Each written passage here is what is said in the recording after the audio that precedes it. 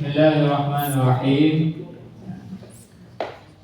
Tentang fadilah keutamaan kota Madinah.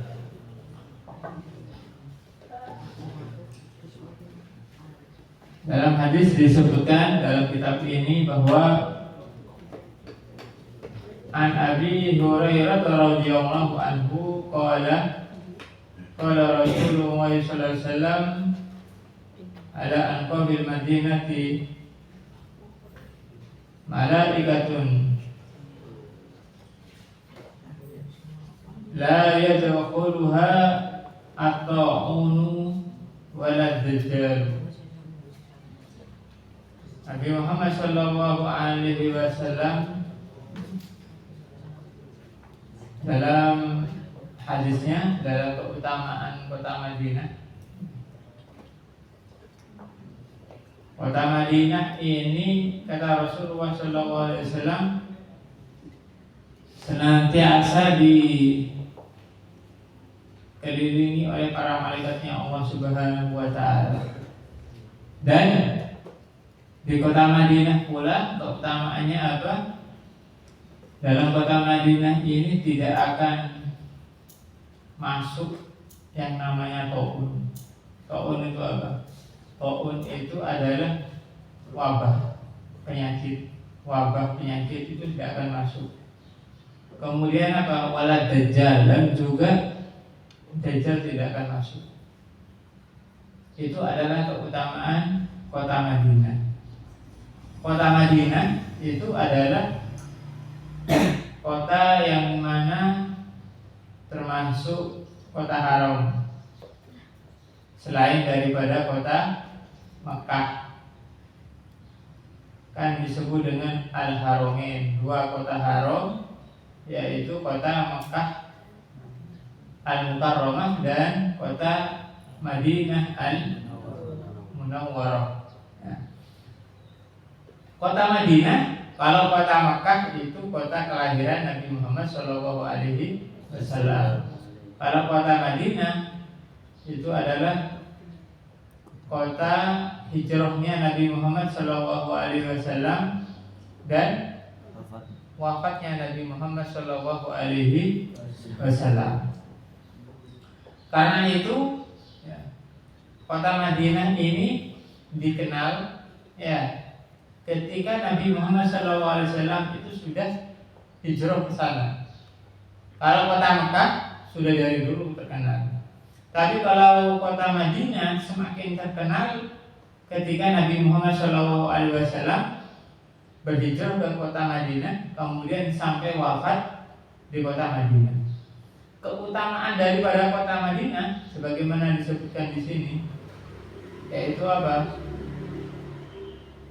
Senantiasa para malaikat itu mengelilingi kota Madinah. Kemudian juga dalam kota Madinah tidak akan ada wabah penyakit taun, itu tidak akan ada. Begitu juga kota Madinah itu akan aman selamanya. Begitu juga kota Madinah tidak akan dimasuki dajjal. Tadi nanti dajjal itu Dajjal itu akan datang di akhir zaman nanti. Sebelum hari kiamat akan datang yang namanya Dajjal. Dajjal ini semua kota akan masuk. Jadi Dajjal ini semua kota akan masuk, semua negara akan masuk kota Dajjal. Jadi Dajjal ini akan masuk ke kota manapun di dunia ini kecuali apa? Kecuali Mekah dan Madinah. Sleman masuk enggak? Sleman? Masuk. Grogol masuk. Semuanya masuk. Semuanya masuk. Jogja, Surabaya, semuanya masuk. Kota-kota atau negara-negara kecuali apa? Kecuali Mekah dan Madinah tidak akan masuk. Kenapa? Karena keutamaan daripada kota Madinah. Di dalamnya ada makam daripada Rasulullah Shallallahu Alaihi Wasallam. Karena itu, ketika kita memasuki kota Madinah, itu harusnya ada adab-adab. Ya. Al-Imam Malik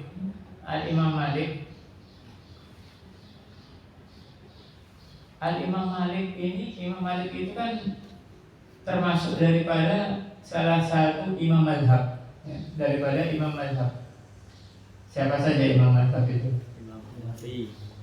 Yang pertama Imam Abu Hanifah. Abu Hanifah, Imam Hanafi. Yang kedua apa? Imam Maliki. siapa? Imam Maliki. Yang ketiga Imam Syafi'i. Yang keempat Imam Hambali.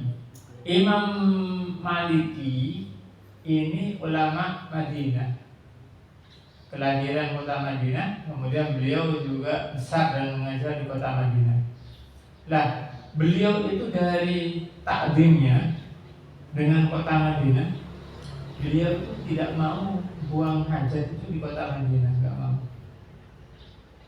Kenapa? Karena untuk mengagungkan tanah yang mana tanah itu pernah diinjak oleh Rasulullah Shallallahu Alaihi Wasallam. Jadi kalau misalkan beliau itu keluar, kalau misalkan mau buang hajat, keluar daripada kota Madinah, itu dari takdirnya Imam Maliki ke kota Madinah, yang memang kota Madinah itu merupakan kota yang mulia, ya, yang tanahnya pernah diinjak oleh Rasulullah Shallallahu Alaihi Wasallam.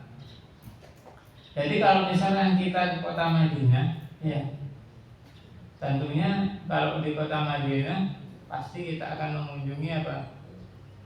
Masjid Nabawi. Ya, pernah ke Masjid Nabawi?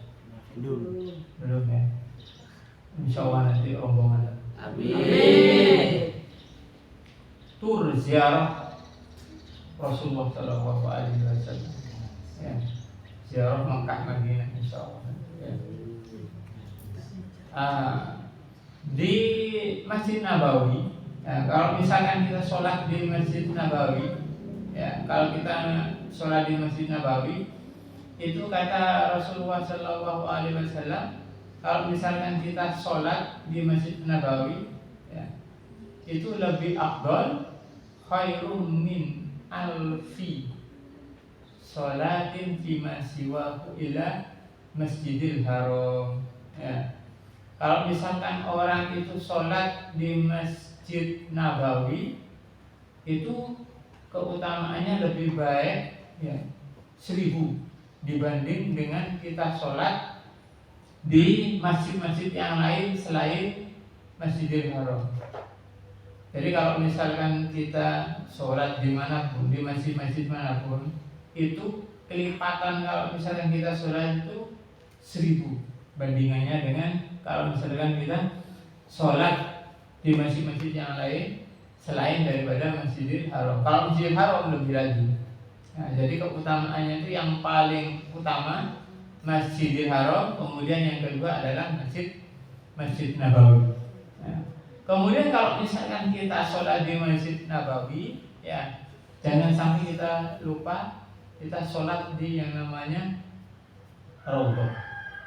Kenapa? Karena Rasulullah SAW bersabda, "Ma baina mimbari wa baiti raudhatun min riyadil jannah." Antara rumahku dan mimbarku itu terdapat taman daripada taman surga. Jadi kalau misalkan kita ke Masjid Nabawi, ya, ke Masjid Nabawi, terus kita jalan di situ akan ada apa namanya raudhah. Raudhah itu, ya, antara terdapat di antara mimbarnya Rasul. Mimbar, tahu mimbar enggak? Mimbar itu yang dibuat khutbah itu ada, sampai sekarang itu ada. Lah, setelah mimbar itu adalah rumah Rasulullah SAW yang sekarang adalah makam Rasulullah SAW. Lah, di tengah-tengah ini antara mimbar dan makam itu ada namanya raudhah. Ya nggak begitu luas, ya. Itu kalau sekarang dijaga oleh laskar-laskar itu. Orang-orang bisa nggak sholat di situ? Bisa, ya, gantian. Kalau misalkan sholat di sana itu gantian. Kemudian kalau misalkan agak lama, kalau sholat di sana agak lama, itu diusir oleh laskar. Diusir oleh laskar. Kalau misalkan agak lama, Anda bayangkan itu adalah tanah dari surga. Ya, jadi Raudhah itu adalah tanah dari surga. Jadi salah satu daripada yang dari surga yang ada di dunia itu adalah Raudhah. Ya, karena itu orang-orang itu pada rebutan di Raudhah itu, ada yang sholat, ada yang doa. Tapi karena tempatnya itu kecil, ya karena tempatnya itu kecil, karena itu gantian. Dan kalau misalkan kita berada di dalam Raudhah, itu tidak boleh lama-lama. Itu tidak boleh lama-lama. Kalau misalkan sudah selesai sholat 2 rakaat, sama laskarnya disuruh keluar. Urut, langsung keluar, suruh keluar. Ya. Kalau orang Indonesia disuruh urut nggak ngerti ya, apa yang dimaksud urut itu ya. Selama aja di dalam Raudhah ya, karena nggak ngerti apa itu urut ya. Ternyata disuruh keluar. Ya. Nah, itu nanti bisa-bisanya ditarik sama laskar itu. Kenapa? Karena banyak orang yang akan mengantri di tempat itu untuk sholat. Nah, itu ya. Karena itu caranya. Kalau misalkan pengen lama di Raudhah itu, pengen lama sholat di Raudhah, sholatnya yang lama. Sholatnya itu yang lama. Kalau misalkan setelah sholat kemudian doa lama, ditarik sama laskarnya. Tapi kalau misalnya sholat lama, sholatnya agak dilamakan, nah, masa mau ditarik kan enggak di tengah-tengah sholat. Nah, seperti itu. Ya. Dulu agak lamakan ketika sholat. Melihat orang-orang setelah sholat doa kok langsung disuruh keluar. Akhirnya agak lamakan sholatnya. Ya gak lama-lama juga kan, kasihan yang lain yang antri. Ya jangan terlalu lama juga. Masa sholat 2 rakaat sampai 1 jam ya, kasihan yang lain. Ya, itu. Maksudnya itu agak dilamakan, tidak seperti biasa. Kalau pengen lebih. Nah, itu. Karena kasihan juga yang antri ribuan orang kok. Ribuan orang ya kasihan kan, gantian. Nah, itu. Kenapa? Karena itu adalah tanah asli dari surganya Allah Subhanahu wa Ta'ala. Itu. Kemudian setelah kita di Raudhah, kita berziarah kepada makam Rasulullah Sallallahu Alaihi Wasallam. Itu adalah puncak daripada senikmat-nikmatnya kita berada di Masjid Nabawi. Dan yang paling nikmat kalau misalnya kita ada di depan makam Rasulullah itu, sebenarnya yang paling nikmat apa? Membaca maulid Nabi Muhammad Sallallahu Alaihi Wasallam. Akan tapi nggak boleh di sana membaca maulid. Ya, nggak boleh membaca maulid di sana. Kenapa? Karena dulu anak ya. Jadi kalau misalkan di depan masjid, di depan makam Rasul itu bolehnya cuma salam. Assalamualaikum ya Rasulullah, Assalamualaikum ya Rasulullah, Assalamualaikum ya Rasulullah. Itu aja, Fatihah, Assalam. Sambil berdiri, nggak boleh kita sambil duduk kayak kita di Indonesia di depan makam para wali baca Yasin, baca tahlil, nggak boleh. Kenapa? Kalau misalkan kita duduk disuruh membelakangi. Kenapa? Kalau misalkan menghadap makam Rasul berarti membelakangi kiblat. Jadi kalau misalkan mau baca Quran boleh di dalam makam Rasul, tapi nggak menghadap makam, tapi harus membelakangi. Paham nggak? Kalau membelakangi berarti menghadap kiblat, itu baru boleh. Nah kalau misalnya membelakangi kan berarti nggak menghadap makam Rasul, sama aja berarti kan. Nah itu kalau seperti itu peraturannya kalau di sana. Dan ketika anak salam di depan makam Rasul, di samping anak itu ada orang Indonesia. Dia ngeluarin buku. Sepertinya ini maulid sini duror dari tadi. Dia sambil berdiri baca maulid. Masya Allah. Ya Rabbi salli ala Muhammad, Ya Rabbi salli alaihi wasallam. Anak dengar wajah itu. Wah, ini orang Indonesia ini. Ya Rabbi salli ala Muhammad, asrafi badrin fil qawm. Itu dari menghayatinya itu sambil menangis itu orang. Masya Allah, sambil menangis membaca maulid di depan makam Rasulullah SAW itu kan nikmat banget. Akhirnya dia menghayati sambil nangis. Ana juga terharu yang ada di sana, Masya Allah, ini orang. Tapi setelah itu apa? Sedikit kemudian datang laskar, ya, laskarnya orang Arab. La taqra hadha haram. Gak boleh baca ini haram. Kata laskar. Itu orang Indonesia itu kan nggak ngerti bahasa Arab. Apa yang maksudnya? Dikira doa mungkin ya. Gak ngerti. Akhirnya apa? Gak ngerti dia. Akhirnya apa? Sampai diambil itu buku maulidnya. Tak takut aja. Ente asal takut Al-Quran. Ente lebih baik baca Al-Quran daripada baca ini, kan? Gak ngerti juga dia gini-gini aja. Akhirnya, Pak, nggak boleh Pak. Baca nggak boleh. Akhirnya baru ngerti dia. Nah itu.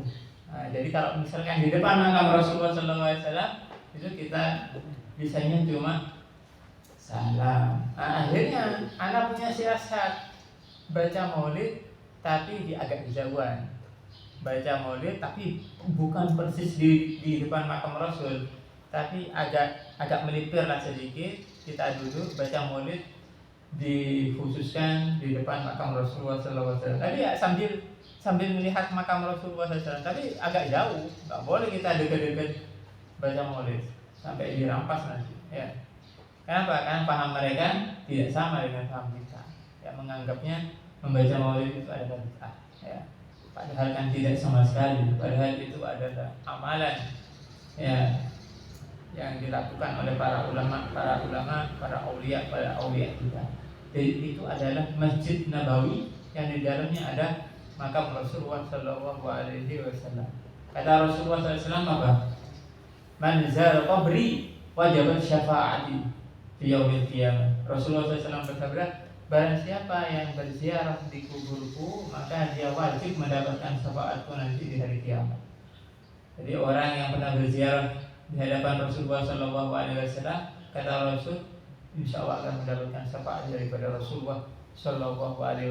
Semoga kita insya Allah nanti bisa berziarah ke Mekah Madinah. Insya Allah nanti kita bisa berziarah di depan Rasulullah SAW, dan insya Allah kita nanti bisa membaca maulid di hadapan Nabi Muhammad SAW.